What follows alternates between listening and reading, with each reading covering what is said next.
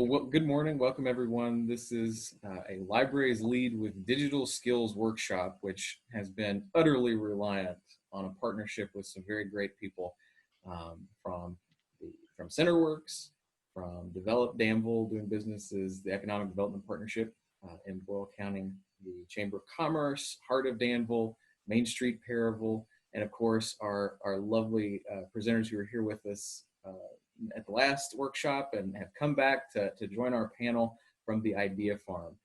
And Andrew will be introducing them a little bit later. But this is a program that the Boyle County Public Library applied for, that was awarded. It's called, again, Libraries Lead with Digital Skills. It's a partnership between the American Library Association, the Public Library Association, and is funded by Grow with Google, which provides a number of free resources available to job seekers, to small business owners.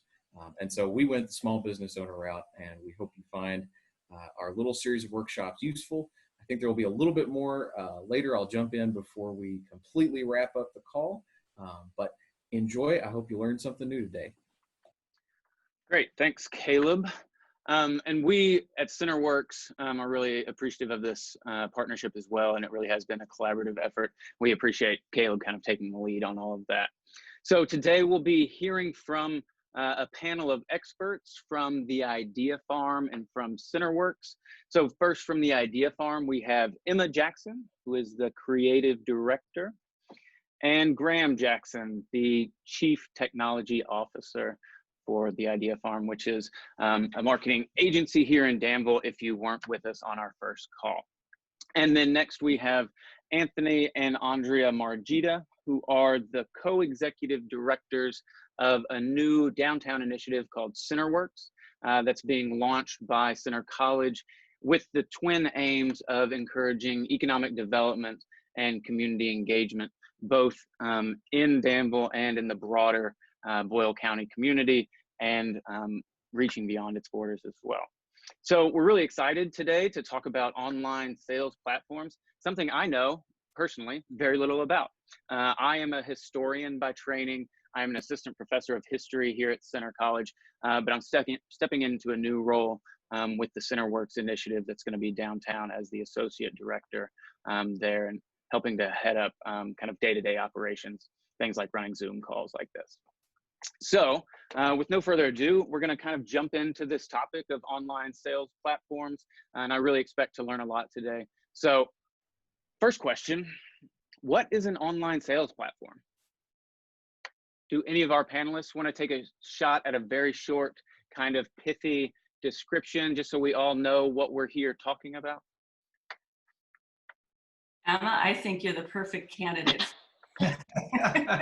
Okay, an online sales platform is a digital technology that allows you to sell direct to consumer a product online. And the top big online sales platforms, you know, when you're thinking of creating your own website, Shopify, Squarespace, WordPress, but also Amazon and eBay, all of those things also constitute online sales platforms.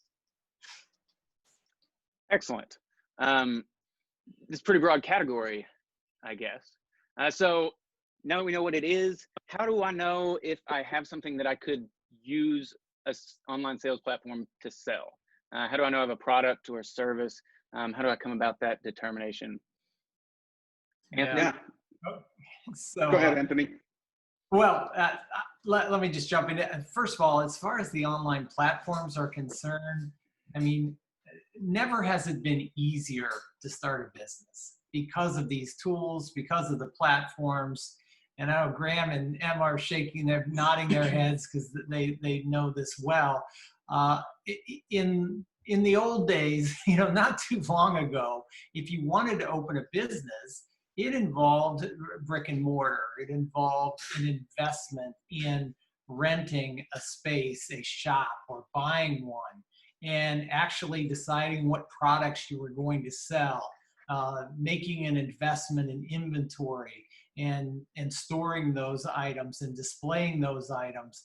and paying interest on having this working capital there, and employing people to come into your space and sell and represent your goods.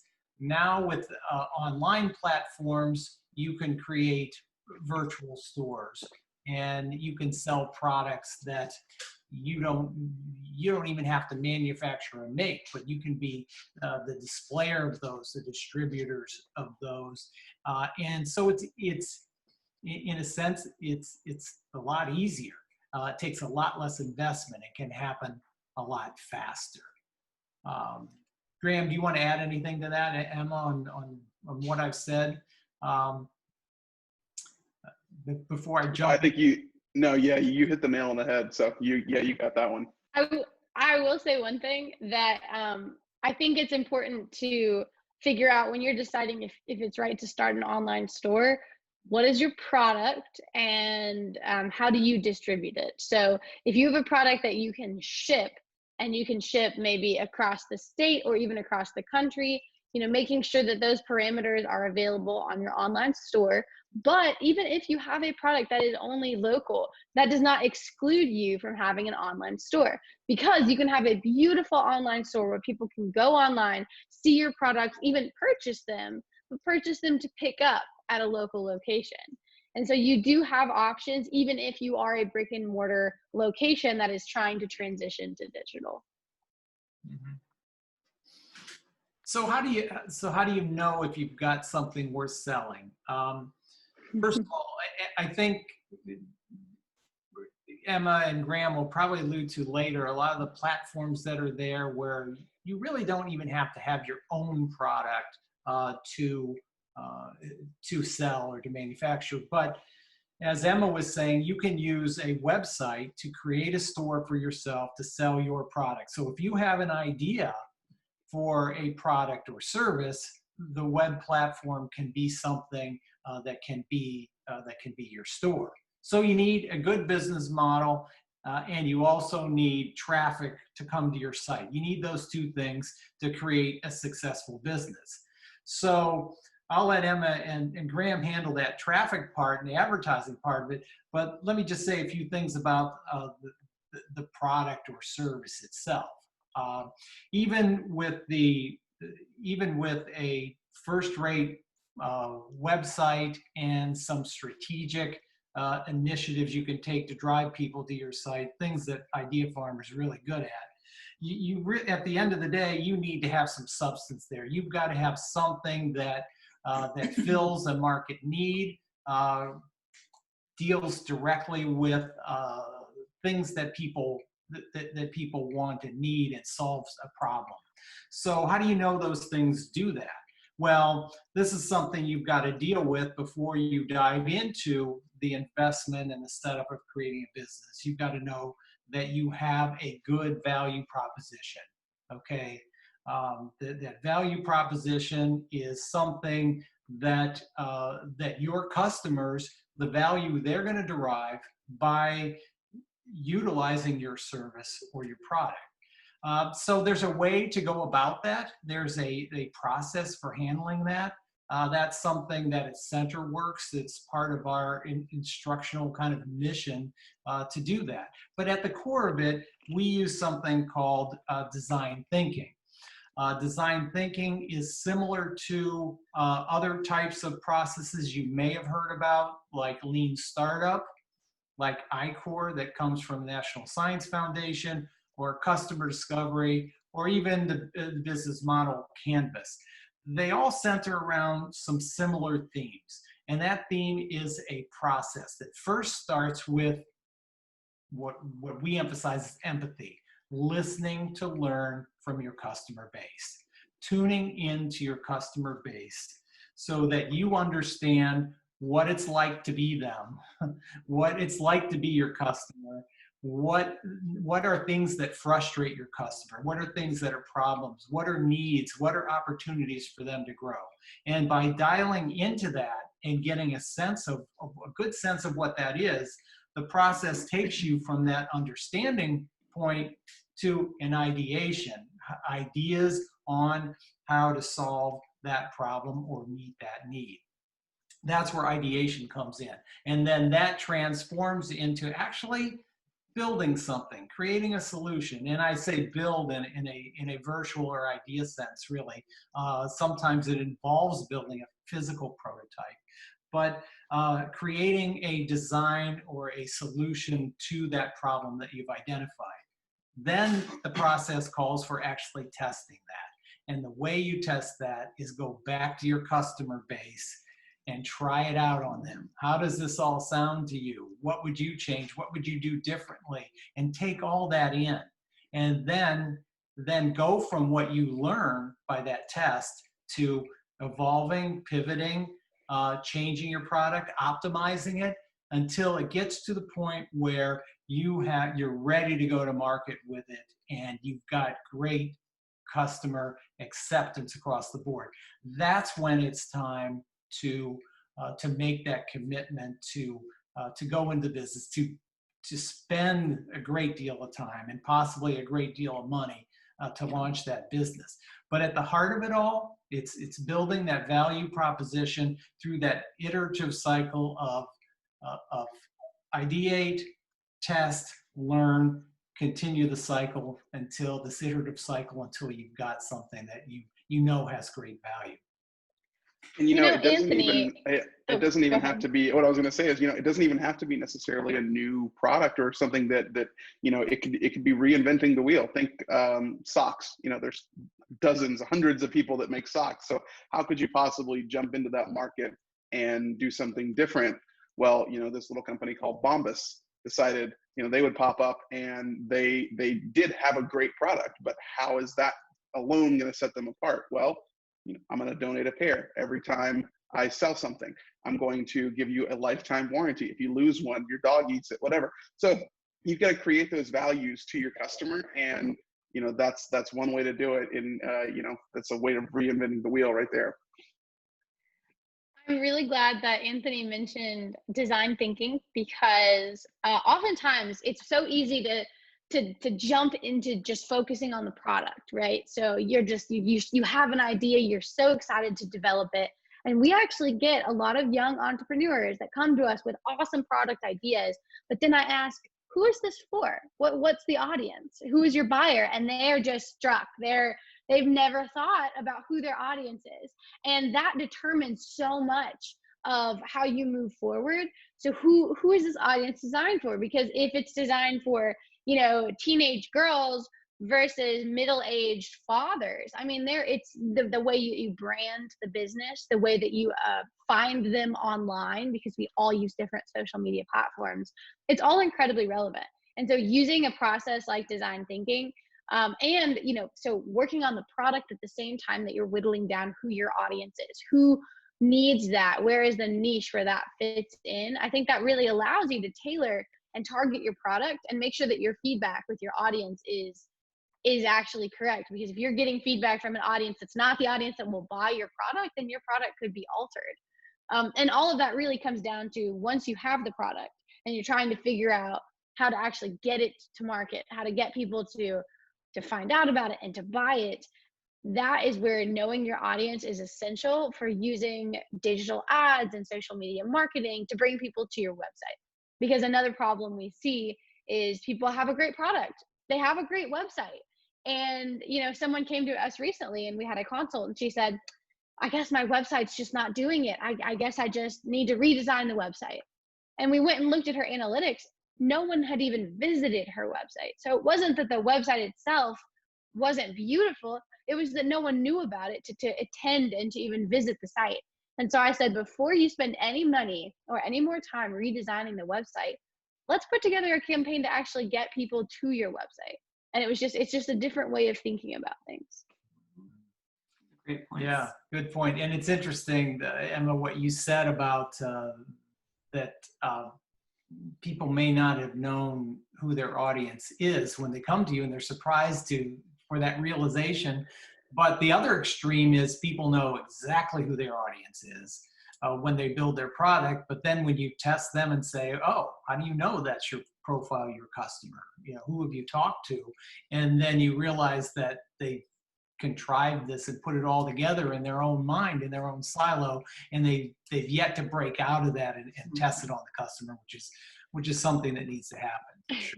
So a great example of that happening in the marketplace is the Segway. So everyone has heard about Segways. They're actually just shutting down their entire commercial process this year. That's because when they were developed in secret. You know, they, within the confines of that organization, they were like, this is it. This is the transportation revolution. You know, pedestrians, it's going to just change the way we transport ourselves in cities. The reality is they didn't get in touch with their audience. They had this idea that it would be such a perfect product, when in reality, they were clunky, they were large, they were not as nimble, so they didn't fit into those small pedestrian spaces you find in New York City and the like. And they were just not cool enough for people to gather, and they were expensive. And so that is a great example of how you can be so focused on creating this amazing product, and the product works, but because you're not in touch with your audience and you're not getting feedback from them, you produce a product that's just not quite right. Absolutely. Yeah. So that all sounds really interesting, and I'm intrigued by this idea of design thinking and the process nature of it. And it seems really clear how that applies to a product. Could you talk a little bit about how that can apply for a service as well?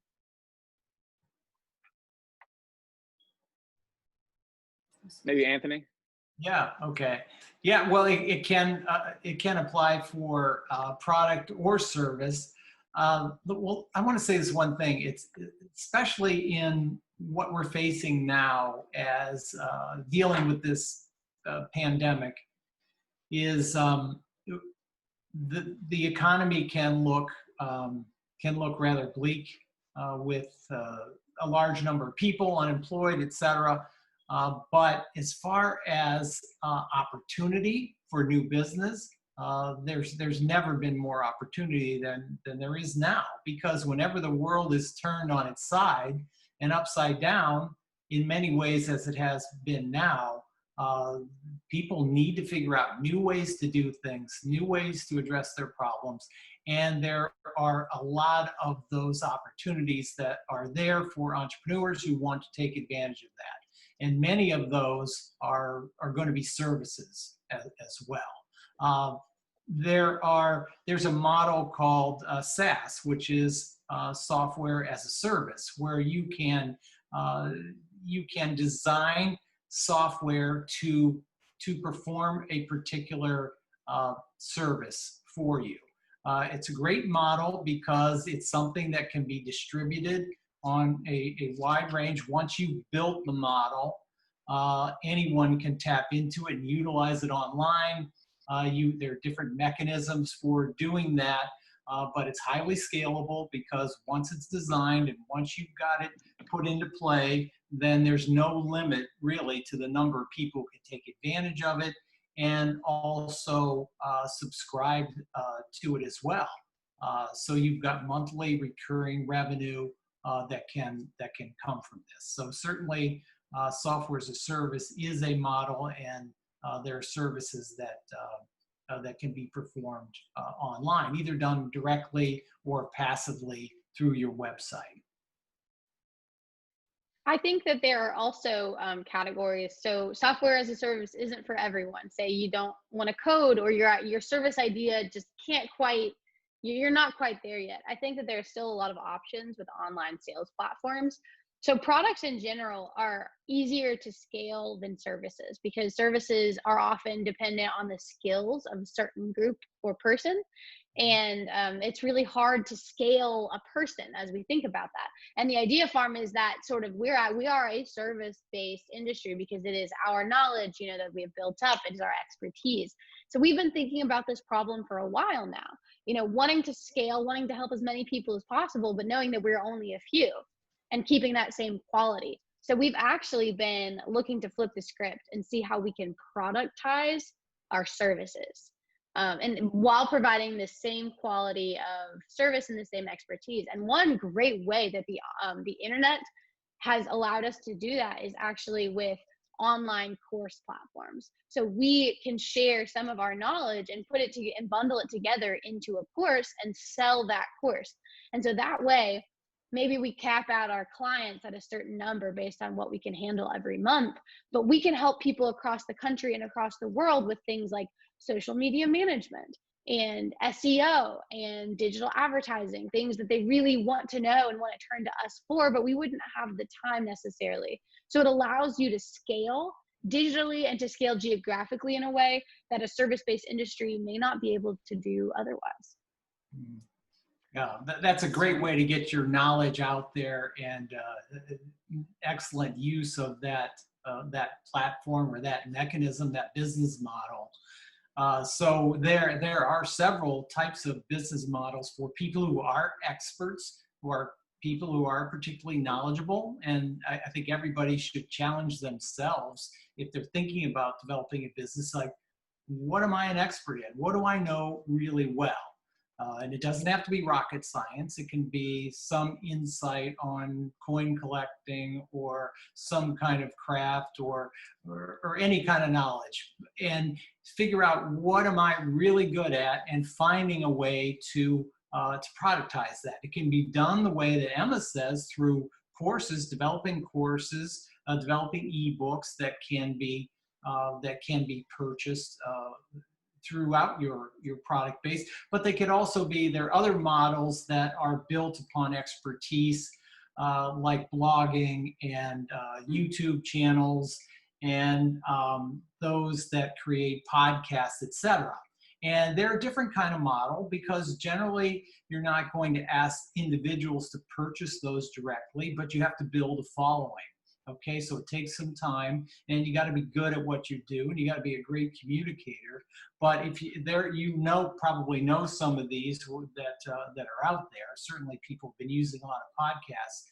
But once you develop this following through your blogging or your podcast, etc., or YouTube channel, then once you've got enough following, then you become a platform for advertising. There's several mechanisms to get engaged there, where that's the way you earn your money and earn your revenue, by basically providing the value of your audience to different vendors and different suppliers who want that audience, who find value in that audience. All right, thanks. I think we've kind of like touched on this question, but I just want to go ahead and ask directly. So how do we see the long-term effects of COVID-19 affecting small businesses? And maybe we'll start with Idea Farm for kind of a 30,000-foot view, and then see if the Margitas want to kind of zoom in a little bit. Yeah, so as far as just in general, we're already in a situation right now where our cases are spiking again, and some people would argue that we're worse shape than we were back when we shut down earlier this year. So the likelihood of COVID causing long-term effects is pretty high. And I see that a lot of small businesses are going to have to push to digital to survive. So I anticipate that there's going to be a surge of people wanting to figure out how to build a website, how to start doing digital ads, all the things that we covered in last week's workshop and more. Just because we don't know if another shutdown is going to come because of caseload or for any reason. But regardless, once we're past this, I feel like consumer behavior is going to continue to shift away from brick and mortar. And while that's still always going to be an option, we're not going to live in a completely digital society. The people are going to want to be able to just click something, buy it, and then maybe head to the local store. And if you don't have that option, well, maybe then the store down the street will, and you might lose a sale because of that. So I think that there's going to be a big change coming with a lot of these small businesses transitioning to online. And like we were talking about before, the great thing about this for small businesses is so much opportunity is going to be created. People are going to be doing things differently, as Graham said, and that's where the opportunity comes in, because people are already wondering, like, well, how do I get my groceries safely? How do I take care of dry cleaning? What's the safest way to see my dentist? The sky's the limit in terms of what could be remodeled, what could be restructured, and what could be opportunities for services and products that are going to come from this. But the one thing that's certain is the way we live our lives is at an inflection point. And that means we've got opportunity for entrepreneurs, and those that can see it and can and dive into it are they're going to be rewarded for it. I mean, think about all that's gone into online platforms for education, virtual education, and classrooms. How that's evolved over 15 years, and there have been lots of new products and new companies that have come along the way. Now we're in an environment where business has to be done differently, socializing has to be done differently, sports has to be done differently. All of these things, and there are opportunities for people who have the ideas and are listening to the customer base to create solutions and businesses from that. Really appreciate that emphasis on positivity. But Emma, go ahead. Sorry. I was just gonna say, I think that when you're really close to an idea, when you're fostering this baby business, it can be really hard for you to shift gears. So you have this vision in mind of what you want your product to be and how you want it to release in the audience. But the reality is sometimes the circumstances change and that product is no longer as viable in its current form. And so I think the key component for any entrepreneur anywhere is actually adaptability. So how can you take that idea and figure out a way to make it useful in the current context? One of my favorite examples of how companies are getting very, very creative is actually in the restaurant industry, because restaurants are facing arguably the hardest hit because of the COVID crisis. And you have a local fish restaurant who maybe is an expert in amazing fish dishes, and they actually have an incredible supply chain for finding fresh, amazing quality fish. And so what they're doing now is there are a lot of restaurants like that have a good supply chain. They're now offering a limited menu in addition to a grocery type service. So we'll be able to, you can buy really fresh fish and maybe even ingredients and take things home in a way that they're deconstructing what it means to be a restaurant and the restaurant model, because necessity has led them in that direction. You know, you bring up the point of a restaurant, Emma, and how they are having to shift gears and reimagine how they can possibly stay in business. And I think that this whole idea is actually also an opportunity for small businesses to come together and build community by offering products together. So let's say, for example, you have, a small town with 10 restaurants. Well, rather than each restaurant trying to get all the traffic, you pool your resources and you get this online option where people come to one site and you've put together the best from each restaurant, perhaps. And so then, you're not only helping your downtown and keeping it viable, but now you've got customers who are feeling a part of downtown when they know that they can't go downtown. And so, and again, you brought up the point that selling online, we think, okay, it's all being done online. Well, it can be done online, purchased online, but then there's a pickup time, so it's important to remember that. But I do think that this is a time when we can build community and help save a lot of the good businesses. This is all great, and it sounds like there are only going to be positive outcomes here, but we know that's not true, right? So what are the challenges? What are the obstacles keeping us from kind of our current situation to this kind of collaborative model in which people will order online and then go pick up and feel virtually downtown? What are the challenges as we try to make those sorts of things into reality? Well, I think some of the challenges are people are not aware of some of the options and what might already be available. So let me give an example. Let's say you grow tomatoes and you grow the best tomatoes. But now people are stressed to the max and they're not necessarily coming out to your farm to buy your tomatoes, and you're really not able to get to your farmer's market. Maybe it closed, maybe it's all open sometimes, but not other times. They don't And even so know you exist. they don't know you exist, a lot of people, right? And so it seems overwhelming. Like I'm supposed to now build a website to sell tomatoes? I mean, that seems overwhelming, right? So, but there are already options. So for example, there's a startup that's called Garden Catch, okay? Garden Catch is an app that builds community around this very thing.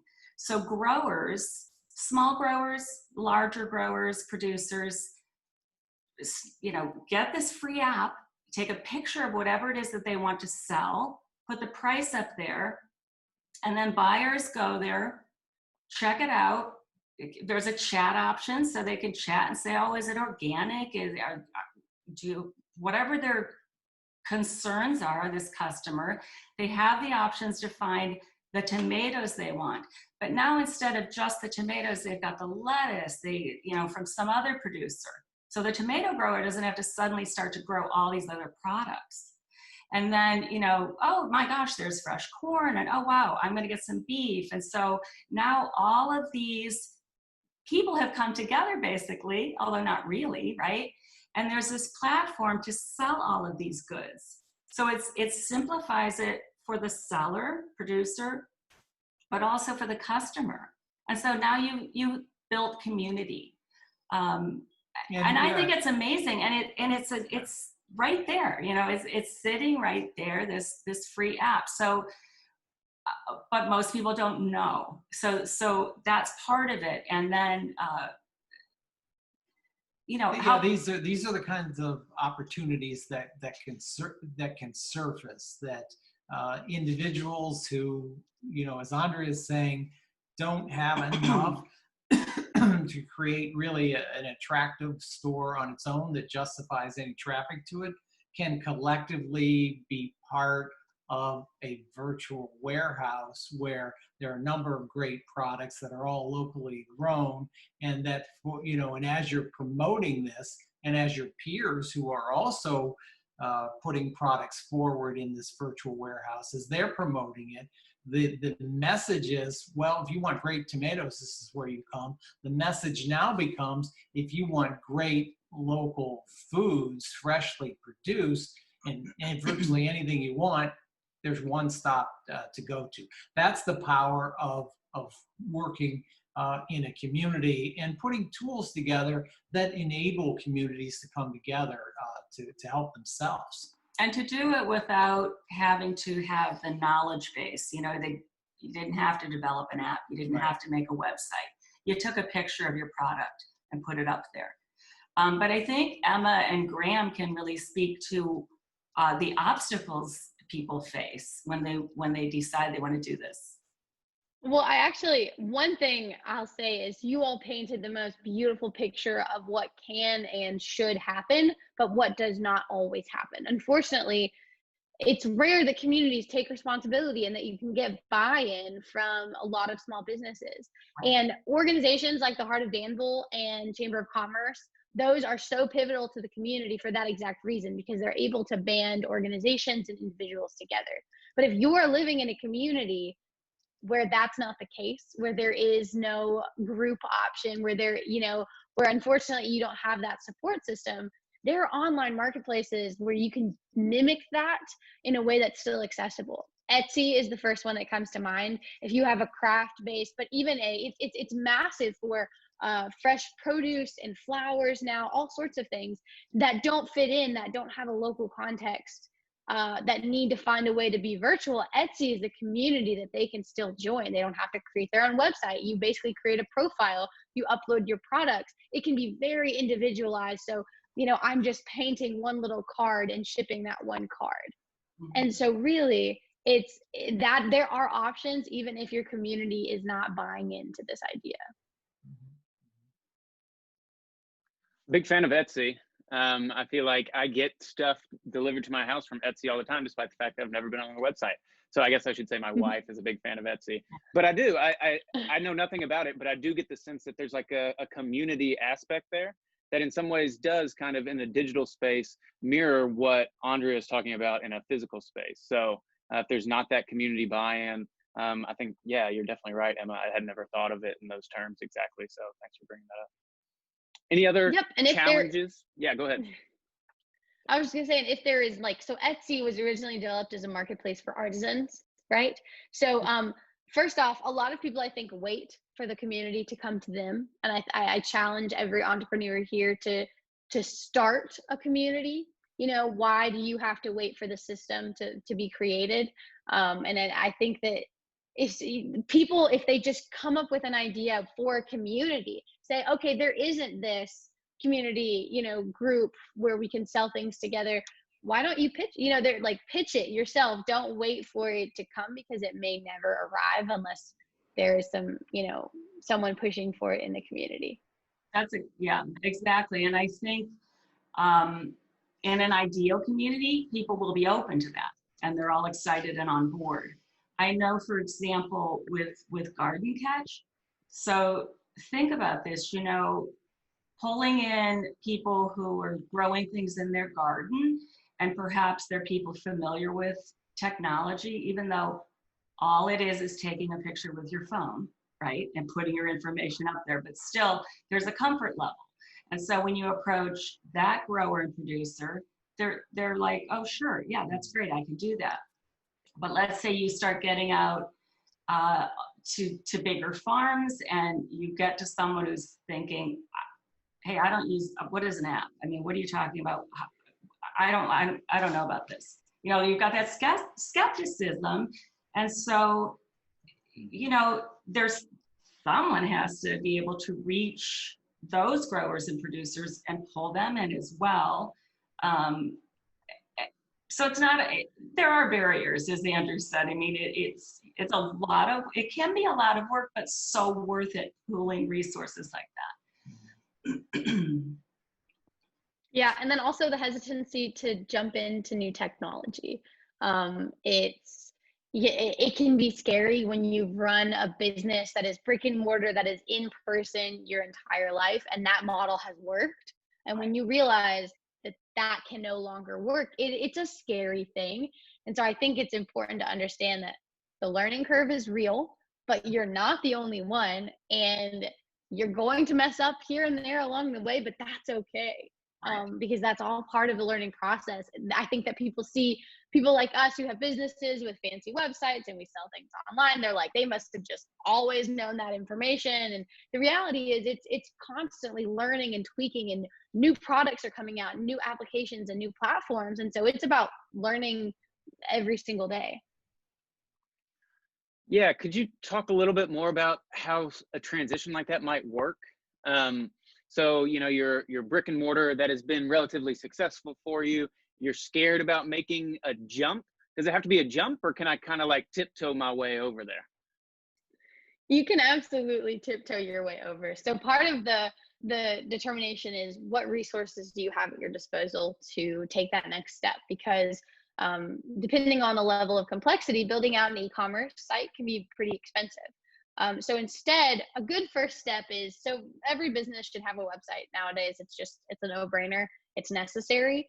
So maybe the first step is, oh, I'm going to put a few products on the website, or I'm going to list my products. And it's not even an e-commerce site, but now people at least know what you sell. And so that's step one, is, you know, just taking some photos, labeling things, some descriptions, so that people can see what you actually sell in your store. So that's like a baby step. And then another baby step is choosing a few items that you feel comfortable shipping or doing in-store pickup as an e-commerce model. And so maybe you start off with 5 items. If you own a boutique, what are your 5, you know, most popular items that you think that people would really like to buy online? And, you know, you put those in your little mini store. And so you just slowly start to build up, even if you're selling 100 products in store. Because that way you're getting familiar without being overwhelmed. Because when you do have a product in a bigger store, you have all of these different variables. You have to figure out, okay, this is in stock. Are there 5 colors of this item? And it becomes a lot to manage. So there are ways that you can just step up and slowly ease into e-commerce. Well, that's good. Good to know. And I think I've kind of witnessed some of my favorite stores go through that learning process. There's a outdoor store up in Lexington that I like to shop at, and I wanted a particular item and they couldn't tell me, and I ended up calling them. But it was because they had like a limited subset of their inventory was listed through the website as available for sale. So it seems like they were tiptoeing in that direction. Yep.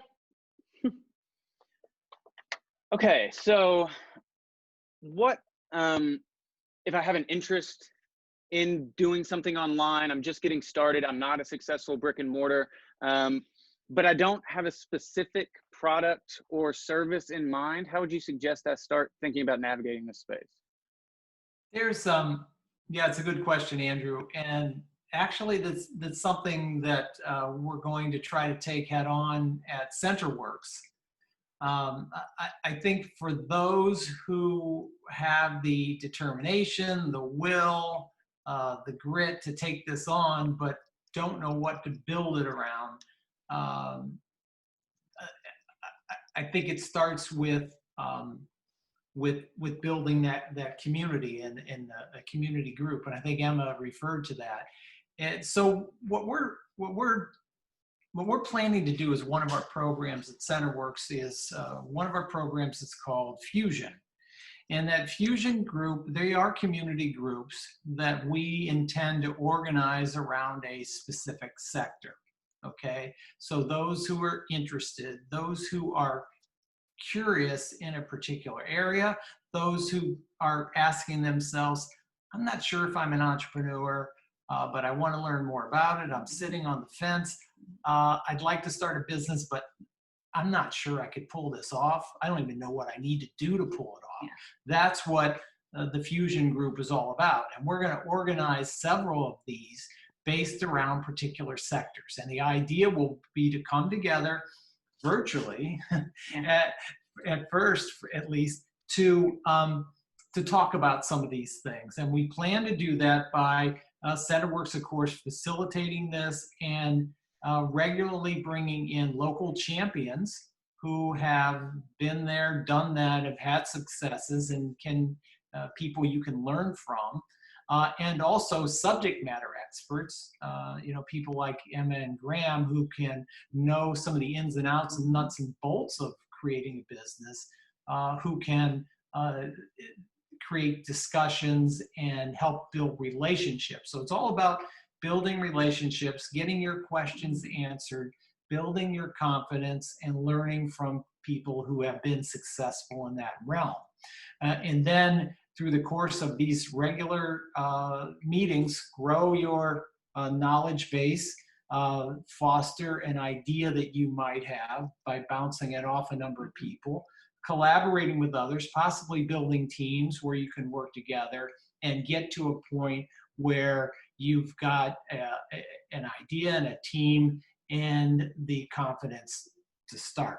And we intend to create these fusion groups around initiatives that the community will bring forward. They're going to be started by those who come forward with an idea. So we could conceivably build one around a space that someone in this audience or someone who views this in the future could come forward with and say, hey, we want to do, throw something out there, services through a website, but we don't know what that is exactly.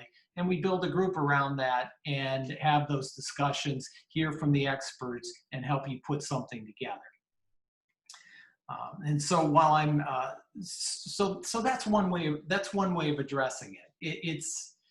The bottom line is, starting to talk to people and getting in forums where you're talking to people and relating to people and building relationships with those who have done it before. Excellent. So let's say I go through some sort of process by which I'm kind of refining my idea, and I arrive at something that feels right, and it feels like I've got a good business model, a good value proposition there, and I'm ready to take this thing live. How much money am I talking to try to do something like that? How expensive is it to finance a new online business, or maybe transitioning an existing business? Is this a huge financial undertaking? Is it minimal? What am I looking at here? I can at least start this conversation and say that it can be extremely affordable. I'm going to throw out Shopify right off the bat, $30 a month, right? All you have to do is buy a domain, which is about $20 a year, $30 a month for your subscription for Shopify, and you're pretty much set as far as your starting. So that's kind of like as cheap as it gets to start an online business. But of course, we know that can scale. You can't build an Amazon for $30, but at the very cheapest level, that's where you're looking at. And I'll let the rest of the panel take it from here. I think it's important to invest in yourself to figure out when you are at this point where you want to take it a little bit seriously. All right, how much money can I afford to spend? Because it's going to look different for every single person, every product, every industry. And it starts with you. So as the founder, where you are in that stage of your life, if you are serious about taking this idea forward, it's going to require financial investment. So the question is, how much are you willing to invest in your business? And then once you have that number, whether it's $500 or $5,000 or $50,000, what is the best allocation of funds? So making sure that website is easily accessible, that your products, are up to par, and then that your branding and advertising makes you look as professional as you feel the product is, are all components. And even if you have a little budget of $500, you can shoestring it along and, do one thing at a time and actually make it happen. There are plenty of self-funded businesses that just started small and they didn't have some massive influx of cash. And so they just had to sell a few things, reinvest in the business, sell a few more. And it's very, very possible, but you just have to know that it's a long road and you're going to have to invest in yourself and your business. Margitas, do you have thoughts on kind of the financial requirements of launching something like this? Well, the bottom line is it depends. And what we usually, the approach we generally take with our entrepreneurs, and we're going through an exercise with a couple of them who are in the audience today, is to kind of categorize the flow of your business. It's an exercise. I mean, there are some rules of thumb that Graham and Emma just shared with you, but depending on what your business is and what you have to do to prepare your product or service, it's going to be highly variable. So we recommend that entrepreneurs go through a stage before they invest a lot of time, before they invest a lot of money, and just go through that process of tracking what they need to do, everything from putting a product or business together to getting traffic, to making people aware of what they do, to processing an order, putting it together, paying their people, shipping it out, and going through that exercise of what are those actual costs. And then once you put that together, then you're able to think about what kind of runway are you going to need? Now, how much time are you going to need to finance for yourself before you get to a break-even point? That's another exercise that's important to go through as well, because it's easy to fool yourself in terms of, oh, well, my materials cost this much and I'm going to sell it for this much, so I'm going to be pulling in this amount of money right away. Well, no, it doesn't work that way, because there's overheads, there are, there's insurance, there's all kinds of expenses that you have to account for, and then you have to plot that, and there are systematic ways that you approach this. There are resources that you can call on. Some of them are free, not the least of which is CenterWorks, to help you plot through this, so that you can determine. Make educated guesses, educated estimates on when you're going to get to that break-even point, how much money you're going to need to take you to get to that break-even point and beyond. And then you think about, okay, where am I going to get that money? You know, is that money that can be raised from friends and family? Do I have enough in my own personal finances to do it? Or is this something that can actually be financed through lenders and debtors and banks? Or if it's based upon a much bigger initiative that might be a technology or a bioscience or advanced material or clean energy, it's something that equity investors might be involved in. And I know we're kind of expanding this answer here, but if it's something that that needs $100,000 or $500,000 or $2 million to start, there are channels in which you can approach that as well. So I know that was a broader answer than the question you asked, but it starts with the exercise of understanding your costs and your runway and systematically looking at what it takes to succeed. There's also other platforms for from small to large crowdsourcing. So on a small scale, I'm thinking of somebody who's creating, someone that I know in Lexington who's creating enamel pins. And it's a great way to not only gauge whether there's interest in that particular design, but it also funded it. So she put up a few pins on a Kickstarter, raised like $1,500, paid for the entire shipment, and she didn't have to front any money and start any inventory. So things like that are a great way if you can't afford or you're not qualified to go to a finance company or to a bank, you don't have enough friends or family or money of yourself. You know, if you've got a following of people that are interested in your product, but you don't have enough money for that next round, look to Kickstarter or any of those other online crowdsourcing platforms. Yeah, I think that's a great set of answers to that question because it does really give a good sense of the breadth of the possible answers. I mean, it's from our $30 a month Shopify account to approaching kind of lending agencies for a multi-$100,000 type thing. And I really like that we land back on a kind of more modest approach, and that Kickstarter type of model I think is, yeah, quite interesting still for the small business audience for sure. So what role does digital advertising play in all of this? We haven't really touched on that quite yet, but I think it's got to be some piece here if we're starting an e-commerce operation. Yeah, so at the very basics, I mentioned this briefly earlier, but even if you have the best product in the world and the most easily accessible and beautiful website, if people don't know about it, they're not going to buy it. And so digital advertising plays such a pivotal role in getting people to your website, getting people to know that your product even exists. And that is how you have companies like Bombas, the sock company that Graham referenced earlier. You know, when you're starting, especially when you're starting in a very competitive industry, how do you set yourself apart? So you can work on your story and your brand and your vision, but then you have to push that out there and let people know. And digital advertising tools are so powerful today that once you hone down on who your ideal audience is, we can target just those people.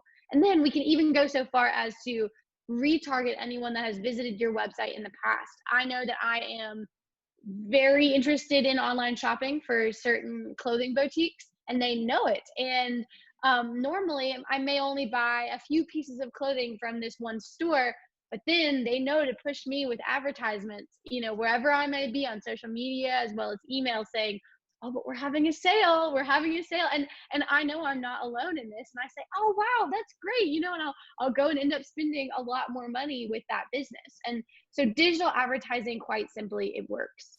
And you don't have to spend an enormous amount of money to see traffic and to see the result of your actions. But if you are spending money and you're actually seeing those conversions happen, then take the risk and invest a little bit more money. And it may be that depending on your industry, some advertising platforms are more appropriate than others, depending on who your audience is, maybe Google and Facebook. But if you're interested in a younger demographic and selling products online, you know, actually TikTok and Instagram might be a better bet. And so really being able to identify who it is you're selling to and how to best reach them, digital ads can be so incredibly important.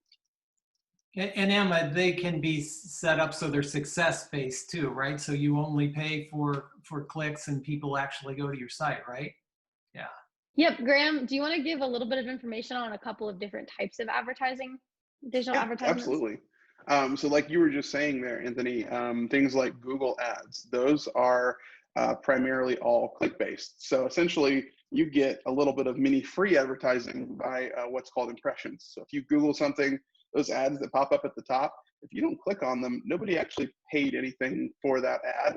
That's just free advertising. Somebody can glance at it, and then you only pay for what you click. The same thing goes with Facebook to an extent. Some of the types of ads you can do with Facebook are pay-per-click, and others are impression-based. So it really kind of depends on what your goal is.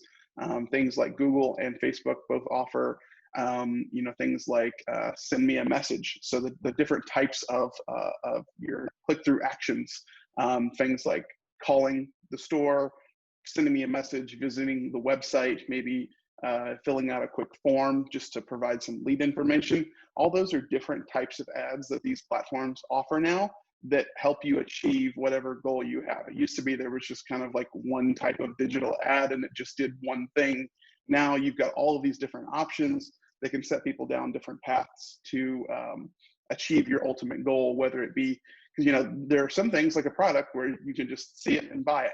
Others, like a software as a service company, something like that, that's a bigger investment for some people. And you might not be able to convert them on that first try. So getting them on a landing page to, get a little bit more information might be what you need. And so you need to kind of hit them more often than just that one ad and keep them front of mind because, like Emma was saying, we can really target people nowadays specifically. So if you're looking for, Bombas socks online, well, all of Bombas's competitors are going to start advertising to you because they realize, hey, I went to bombas.com. And I am not sponsored by Bombas, by the way. I said that a lot in this conversation. We just love the socks, to be honest. They're great quality and they're good. A B Corp, which means they're sustainable. So we're a big fan of that in general. Yeah, there's a lot of different opportunities and options for digital ads nowadays. TikTok being probably the newest platform, and they just opened their advertising network open to the public. Originally, it was just open for big corporations, but now anybody, just like you can do on Facebook or Google, anybody can advertise on TikTok and access that younger demographic. And Graham, there's some great credits for small businesses on TikTok, right now? Yes, right now I'm going to, I'm not going to, don't quote me exactly on this, but I believe that for the month of, for the next month, if you sign up, they're going to immediately give you $300 in ad spend, but then they'll also match your first $2,000 of spend on the platform because they are just launching. So if you've got some money to spend and that application hits your demographic, it's a great time to literally just double your ad spend and get in on a new platform. That's very interesting. And I think, TikTok is very interesting to me because it's a very interesting story, but that's not what we're here to talk about really. But it does kind of, I think, lead to the broader question of like, how does social media, unpaid social media, so not advertising on these platforms, but just my own brand's presence on these platforms, how does that factor into kind of all of these discussions? Factors in a lot. It factors in with the level of professionalism that your business presents itself with. I think it's easy when it's just a one person or a very small team for you to feel like, oh, it's just a side business. It's you may not even take it as seriously as you need to. And I think there's a lot of different ways to showcase the brand and the quality of the product, and social media is one of the main ways to do that. It is arguably as important as your website in getting that message across. So what is, what does your product do? How can it be used in all of these different ways, or this service? Telling a story around your brand, that is essential for customer buy-in, because ideally whatever you're selling, you want repeat customers. You want people who become loyal to your brand, and they do that. They become invested in your brand when you're weaving a story around it. And social media is the best way to do that. So Emma, you brought up repeat customers. I wanted to touch on a model that has become pretty popular. And since you guys love your socks, this is probably something they already offer, but that subscription model, okay, where you sign up to get this thing delivered once a week, once a month, whatever it might be. It's great because you've got this customer now who has bought in, likes your product, and has decided, they're hooked now. And so you've got that recurring profit coming in. Another thing though that's important is to think, once again, this is a way to build community. So for these small businesses, a main street that, we're all so worried about our main streets. Well, what a wonderful Main Street initiative, a select item from each shop on Main Street that everybody just loves. Or let's say, go bigger. It's the Kentucky box. And so for all the people who love Kentucky, have lived in Kentucky and are often other parts of the world, now they can have Kentucky delivered to their doorstep and not even know what's going to be inside and open that. So, that whole subscription model is just, you could be as creative as you want, and really a win on both sides, I think, for a community, businesses in a community, and also for the consumer. Right. Yeah, many businesses have taken that model and scaled it quite successfully. It's some of them gotten rather large, rather lucrative. So it has that opportunity, as Andrea said, to become a lucrative business, but also allow individual businesses collectively to be more powerful than they are individually. And thinking about responding to COVID right now, and some of the challenges that Andrew was asking about in an earlier question, that it's a particular way in which something could be done differently to help lift many and help create more resilient communities through tools like this, things like this. Yeah. So you could still buy local. You can still support this town that you love, even when you can't physically be there and go in all those shops. I think that's really interesting. And I find myself, I think, drawn to that model for its simplicity. You make the decision and then you don't have to think about it again. I'm thinking of my toothbrush service, right? Like a new head arrives with a battery every 3 months, and I don't have to worry about that, and I don't get yelled at by my dentist or anything. So there's that. And then also it's somewhat like a community supported agriculture type program too. So it's being delivered regularly, and that's very much a community building venture that I've been a part of, and I've really enjoyed kind of seeing that community too. So yeah, both local and then this broader thing as well. I wouldn't have thought of myself as a subscription model connoisseur or something, but turns out maybe I am. So all of these successful examples we've talked about obviously had to expand Bombas, right? They scaled dramatically in a rapid amount of time. How do I know that my business would be able to do the same sort of thing? How do I know that I can scale up once I hit this success point that we're all hoping for?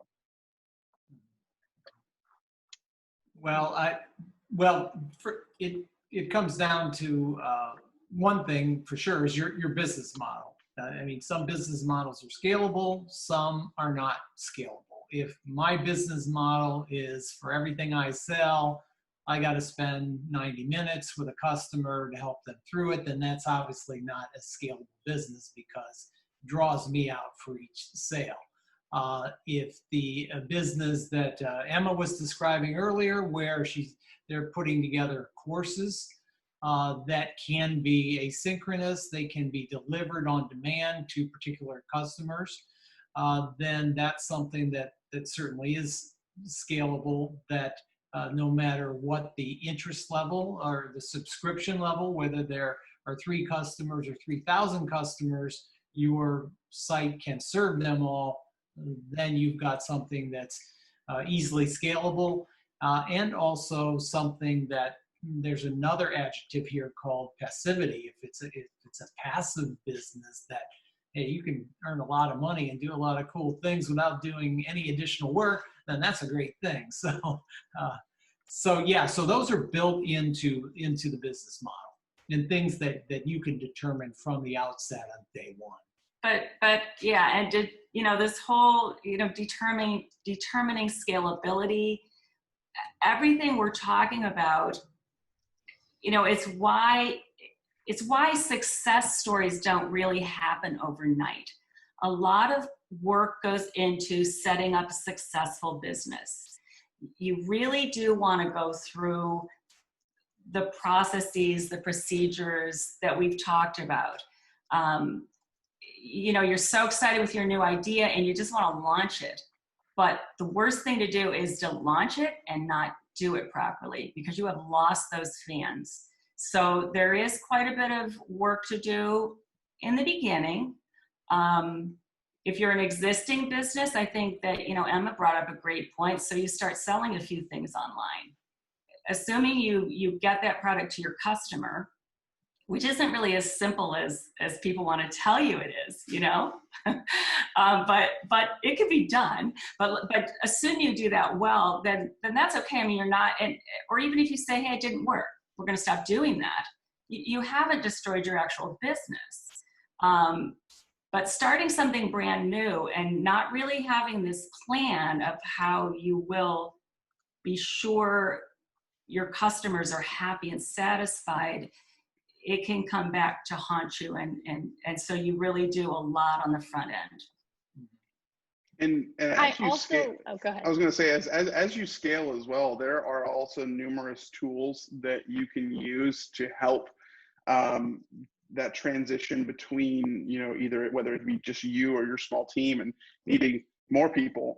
Things like marketing automation. That's one of the things that we are really passionate about, because a tool like SharpSpring or HubSpot gives you the ability to automate things that would have previously taken up a tremendous amount of your time. Think if you are a brick and mortar store or even an online, and you're fielding those questions from customers, things that really honestly a robot could do. Think about adding a chat bot to your website that can answer basic questions, things that you answer on repeat, that could give people resources, that could automate your email campaigns, and all of your customer interaction can be handled via software, essentially, that can free up a tremendous amount of your time to focus on what actually matters, which is growing your business. And not to say that talking to customers doesn't matter, but if it's just monotonous stuff that could be answered by a computer, let's let the software do its thing and let you focus on something that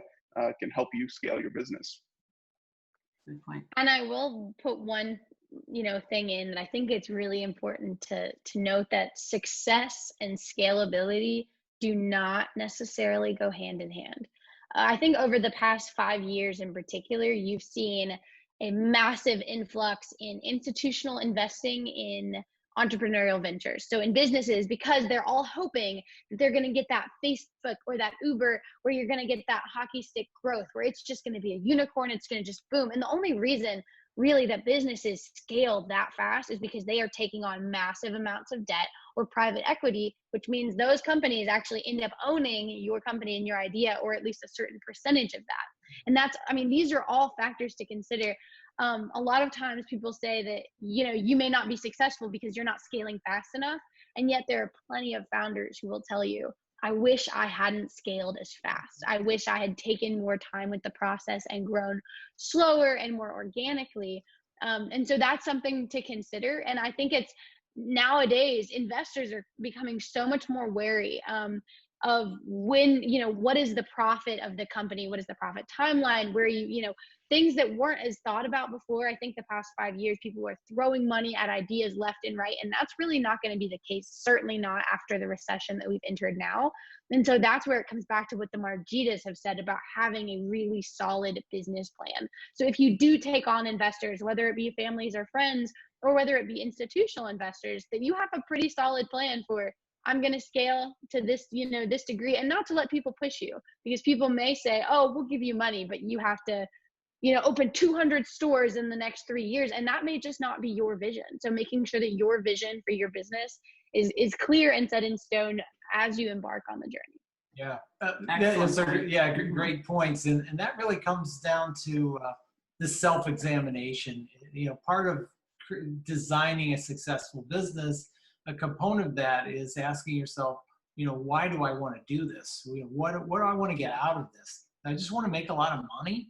Or do I want to have fun doing this? Do I want it to be a lifestyle? Is it something that I want to build to pass on to my children?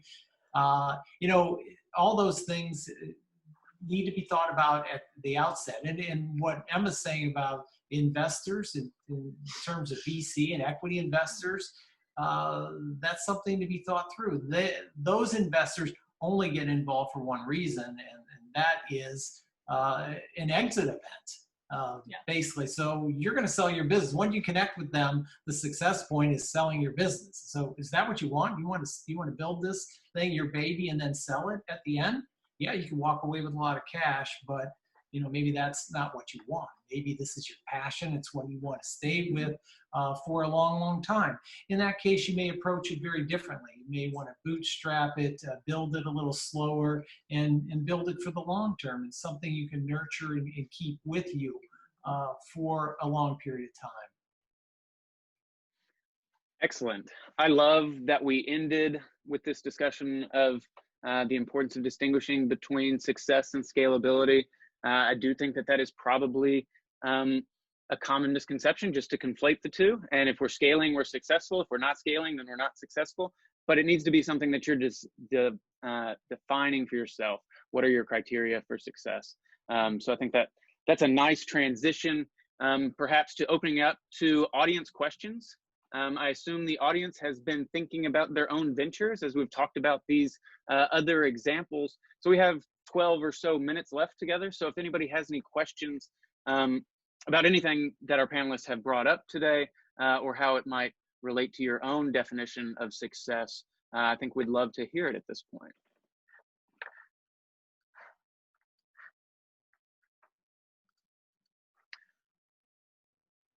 I did get a question in through the chat that I will pass along. Are there any suggestions for learning more about growing followers on platforms like Instagram and Facebook? A good one is consistency. So when you choose a platform that you really want to grow the audience on, consistency is key. So that doesn't mean, oh, I'm going to post 5 times today and not post for another week or month. Your audience is going to follow you because they look forward to the content that you're producing. And so at the end of the day, there can be strategies over here and strategies over there, making sure that you're consistent with your messaging and actually with what you're putting out there on social media. People also want to be a part of a community, and not necessarily be just constantly advertised to online. When you're on Instagram or Facebook, you already get enough paid ads. Like every 3rd or 4th post that you scroll through is a paid ad. So, making things more about the community of the company or the atmosphere, and that way you're mixing in. So yes, there may be one of your products in the photo, but it's more about the story that you're trying to tell in the bio of that photo or what's going on, rather than the photo of the actual product. And so just kind of finding a way that works, that keeps your followers engaged, growing your followers. There are many different ways you can do it. Consistency is probably the best way to keep your audience engaged and growing. Really quick ways to jumpstart your following, if you've got something new, is a giveaway. And it doesn't have to be one of your own products. If it is, great, that works well. If you're a company that doesn't have necessarily a product and you're more of a service industry like us, or a real estate office, for instance, you can try and grow your following by doing a giveaway of a product or a local package of products to follow your page for an entry, for an entry to win. Things like that are great ways to get a really high amount of engagement for a relatively low cost of a physical product. And those, whether you're using Twitter or Facebook or TikTok or whatever it is, those are mini products of yours too. They've got to have a value proposition as well.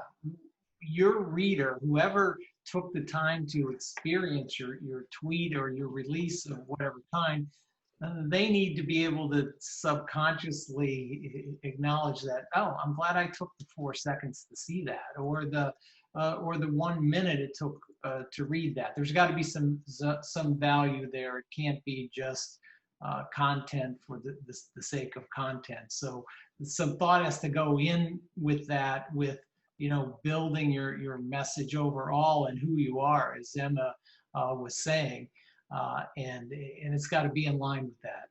And also, remembering that it's not just you putting your message out there. So again, you're building this community. So if somebody comments, you don't just ignore a comment. You want to let this person know that you appreciate what they've said. And you need to be timely with that. It's easy on some of these platforms for those little, oh, I love what you're doing, for that to sort of get lost, right? But you've got to be paying attention. And you also need to have the right people. I don't know that it's always the same person who can run your different social media accounts necessarily, because you do have different audiences coming to you on different platforms. So that's important to, I've experienced that a lot. So that's important to consider that you have the right person conversing and building that community. Also that you follow people, right? You do that, you reach back as well, but that you're, of course, very careful about that. That you really took a bit of a look before you did that. Excellent. So it sounds like you need to be consistently telling your story in a way that is appealing and engaging to your community, and then maybe that story involves a giveaway at the end. I'll add one more thing to that is never make these things political. I mean, right. The first political statement you make, 50% of your audience is ticked off at you, so don't do it. But telling your story, you might think, wow, again and again and again. And so you need to tell that so that you aren't just hearing the same thing, but you're getting the same message. So that it's interesting, but it's always on message, right? Oh, and I will say one small thing about the political thing. I think that's it is such a fine wire to walk, right? And we used to live in a world where no company and no big brand ever made a political stance. And I think that has changed. And I think it's actually not acceptable now for a brand to not, it's much less acceptable for the massive brands to stand by and say nothing when big movements happen. And I think that if you look at, everything from Old Navy to the NFL, they're all trying to figure out this balance between making a stance that turns away their audience, but also not saying anything at all and equally angering a part of their audience. And, making sure, and also words are one thing and action is another. And I think the companies that just released a statement, the Black Lives Matter it's just a very prevalent thing. So the companies that release a statement saying we support Black Lives Matter are actually getting a lot more, people being angry at them than the companies that are saying we understand that the diversity initiatives in our own company are not as good as they need to be. Here's some actions we're going to take to do that. And so if you do want to commit to a stance publicly, run through all of the options, because it may be something that you're so passionate about that you're okay losing clients over. And that's your decision to make. You have to understand the pros and the cons of doing so. And then also figuring out a way to do so in a meaningful way. So don't just put out a blanket statement and not follow that up with action. That's my one little thing about, because we live in a world now where companies can't necessarily get away with being apolitical. Right. Yeah, it's certainly an interesting time to look at corporate messaging and see the differences in the messages now compared to a decade ago, and then see the way messaging kind of differs across different industries too. It's yeah, it's all been quite fascinating, I think, is about as far as we need to take that today, probably. But an interesting time, and something that we'll have to definitely keep an eye on going forward. Another question that we got over chat is a request to share a little bit more about CenterWorks. We're running short on time, but Anthony, Andrea, co-executive directors, do you want to take a minute or two to talk about what we've got going down at CenterWorks?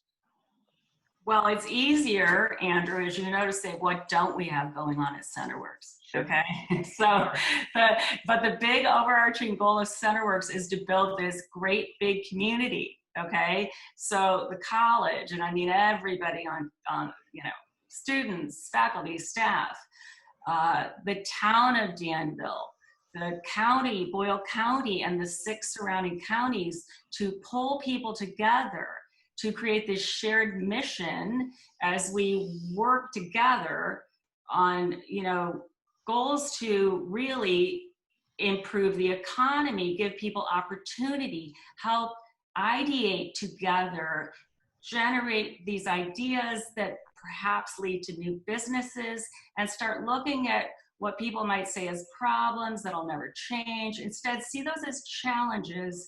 And as we, you know, work together to come up with solutions the community and the people affected by those challenges, you know, are on board with. And of course, it goes back to design thinking, but we have multiple programs that will be offered at Now, if I can mention a couple specifics here. I alluded to Fusion earlier, that those who want to come forward and create a group with us around a particular sector, we'd be willing to discuss that with you, because, you know, we're building this thing as we go along right now and launching this thing in phases.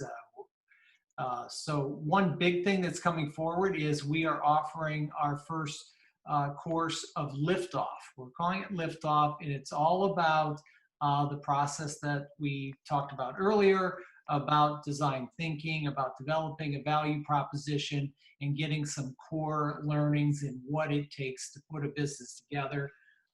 We're going to be offering that virtually in the fall. I dare say that the first offering of this is going to be at no charge to those in the community. So we're going to be selecting from in the neighborhood of 15 to 20 individuals to take through that course. So keep your eye on our website, centerworks.org. That's in the development stage. You're not going to see a lot of it on there if you go there today, but keep your eye on it for announcements, and also through Caleb and the Boyle County Library. We'll get things on his bulletin board as well. So. And CenterWorks, I think it's really important to remember that this has been customized for the community that it's meant to serve. And it's this entrepreneurial mindset ecosystem. So everybody collaborating, working together, just like this collaboration Caleb was talking about to make the workshops happen. So pulling people together, you know, we're so much stronger together. So that's at the essence of CenterWorks. Great. Thank you so much. So that about concludes our time. We have 1 minute. If you have any concluding thoughts, Caleb, I'll toss it over to you. All righty. Thank you, Andrew. Thank you, Margitas, to the Grahams as well. Thank you all for providing such a wonderful discussion on this very important topic and timely topic.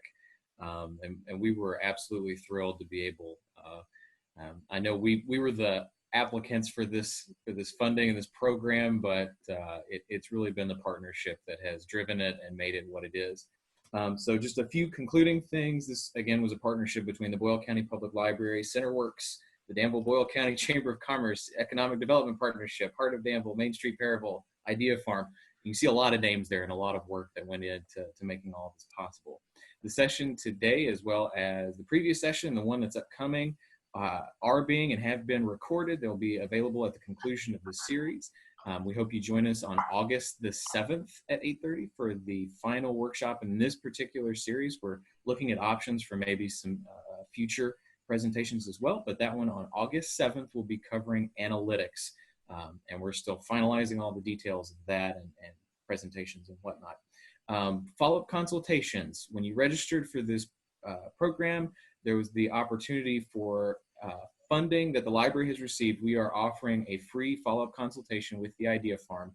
Most, if not all, of those openings have been taken. However, there have been some things that have come up, folks that have dropped out, or some maybe responses.